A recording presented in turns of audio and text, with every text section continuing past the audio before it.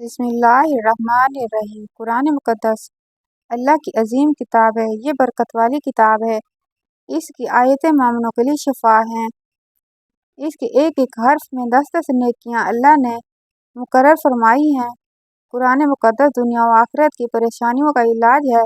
قرآن مقدس رحمتوں کا خزانہ ہے، لیکن اس عظیم رحمت والے خزانے سے مالا مال ہونا ہو تو پہلے سچے دل سے بسم اللہ الرحمن الرحیم پڑھو، پھر اس خزانے کو کھولو اور زیادہ سے زیادہ اللہ کی رحمتوں کو حاصل کرو۔ جب قرآن مقدس جیسی عظیم کتاب یعنی بسم اللہ الرحمن الرحیم کا ہی نہیں کھلتی تو دوسرے جائز کام کی برکتیں بغیر بسم اللہ الرحمن الرحیم کے کیسے حاصل ہو سکتی ہیں؟ حضرت عثمان بن عفان رضی اللہ تعالیٰ عنہ نے رسول اللہ صلی اللہ علیہ وسلم سے بسم اللہ کی نسبت سے سوال فرمایا۔ آپ نے فرمایا، یہ اللہ تعالیٰ کا نام ہے۔ اللہ تعالیٰ نے بڑے ناموں اور اس میں اس قدر نزدیکی ہے جیسے آنکھ کی سیاہی اور سفیدی۔ تفسیر ابن ابی حاتم۔ موضوع باطل جابر رضی اللہ تعالیٰ عنہ فرماتے ہیں، جب یہ آیت بسم اللہ الرحمن الرحیم اتری، اول مشرق کی طرف چھوٹ گئی، ہوائیں ساکن ہو گئیں، سمندر ٹھہر گیا، جانوروں نے کان لگا لیے، شیاطین پر آسمان سے شعلے گرے، اور پروردگار عالم نے اپنی عزت و جلال کی قسم کھا کر فرمایا، جس چیز پر میرا نام لیا جائے گا اس میں ضرور برکت ہوگی۔ ابن مسعود رضی اللہ تعالیٰ عنہ فرماتے ہیں کہ جہنم کے 19 دروغوں سے جو بچنا چاہے وہ بسم اللہ الرحمن الرحیم پڑھے۔ اس کے بھی 19 حروف ہیں، ہر حرف ہر فرشتے سے بچاؤ بن جائے گا۔ اسے ابن عطیہ نے بیان کیا ہے، لیکن کچھ ایسی جگہ ہیں جہاں بسم اللہ الرحمن الرحیم پڑھنا حرام ہے، جائز ہی نہیں ہے۔ ہر انسان جہاں چاہتا ہے پڑھ لیتا ہے۔ کچھ لوگوں کی ایسی عادت بن جاتی ہے کہ وہ ہر کام کرنے سے پہلے ایک دم بسم اللہ الرحمن الرحیم پڑھتے ہیں، تو کچھ ایسی بھی جگہ ہیں جہاں پہ بسم اللہ الرحمن الرحیم نہیں پڑھنا ہے۔ جہاں پر بسم اللہ انسان اگر پڑھے گا تو وہ گنہگار ہوگا۔ بسم اللہ کا پڑھنا ایسی جگہوں پر، ایسے مقامات پر جائز ہی نہیں ہے۔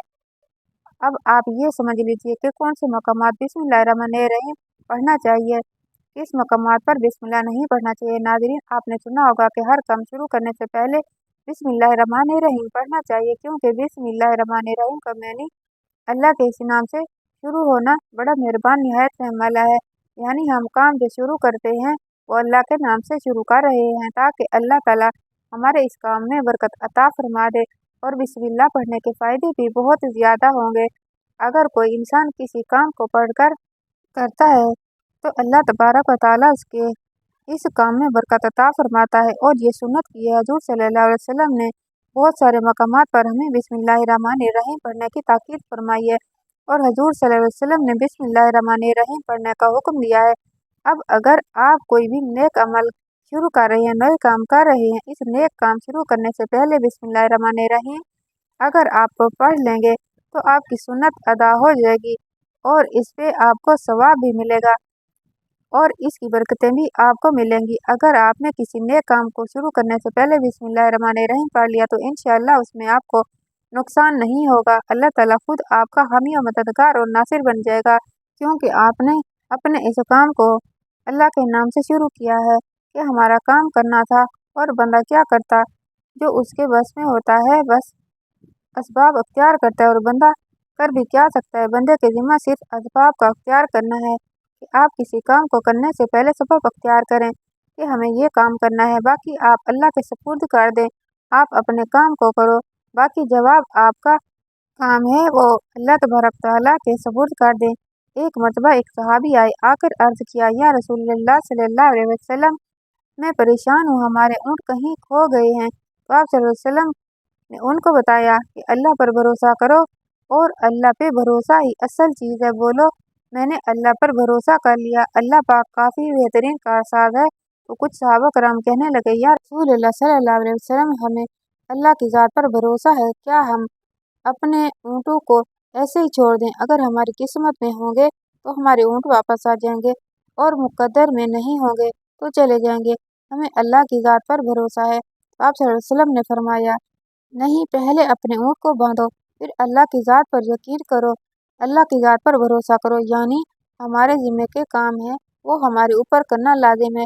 اسباب کا انکار کرنے والا جاہل ہوتا ہے۔ اسباب کا انسان انکار نہیں کر سکتا کہ نہیں، ہم تو ہاتھ پہ ہاتھ رکھ کے بیٹھ جائیں گے، اب اللہ کھلائے، کیونکہ وہ رازق ہے، وہ ہمیں खिलाए, लेकिन आप अपनी मेहनत कीजिए, आप असबाब अख्तियार कीजिए, फिर अल्लाह की ज़ात पर छोड़ दो। पहले आप जाओ मजदूरी पर, आप काम पर जाओ, आप कारोबार करो, फिर अल्लाह की ज़ात पर छोड़ दो कि ए परवरदिगार आलम, अब हमारा जो काम था हमने कर लिया, आगे तेरी रजा है और तेरी रहमत के उम्मीदवार हैं। सिर्फ हमारे कमाने से थोड़ी रिस्क मिलता है, आपने कमाया बस कमा के ले आए। इसके अलावा आप गौर कीजिए कि दाने को ज़मीन से निकाला किसने, उसके बाद उसको गेहूं की शक्ल में, फिर वो आटे की शक्ल में बनाकर फिर वो रोटी बनती है। हम समझ रहे हैं कि ये हमारी मेहनत से हो रहा है। हमने रोटी बनाई, रोटी बना के वो गोश्त या सालन सब्जी हमारे सामने आई। इसके बाद हमने जैसे ही उसको बिस्मिल्लाहिर्रहमानिर्रहीम पढ़कर खाया, तो अब हमारे हलक पर एक फरिश्ता बैठा हुआ है।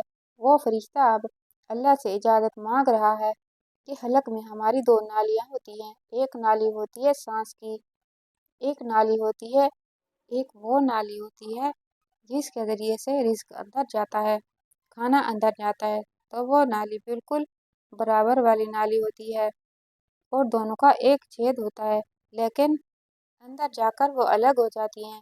अब आप ये सोचकर देखिए कि फरिश्ता यहाँ पर बैठकर अल्लाह ताला से पूछता है हमारे हर लुक़मे पे कि मौला इस लुक़मे को ज़िंदगी का सबब बनाऊँ या मौत का बाइस बना दूँ। अब अल्लाह ताला की अगर मर्ज़ी होती है तो वो लुक़मा ज़िंदगी का सबब बन जाता है, और अगर अल्लाह की मर्ज़ी नहीं होती तो वो लुक़मा मौत बन जाती है।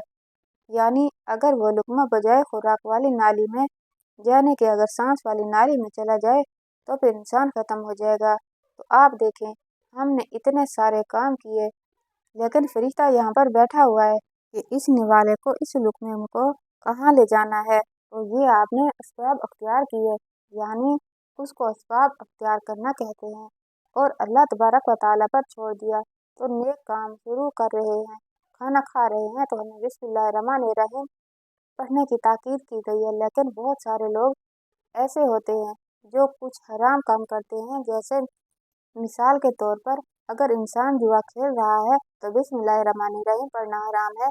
ये अल्लाह के नाम से शुरू, अल्लाह ने कब कहा था कि आप जुआ खेलो?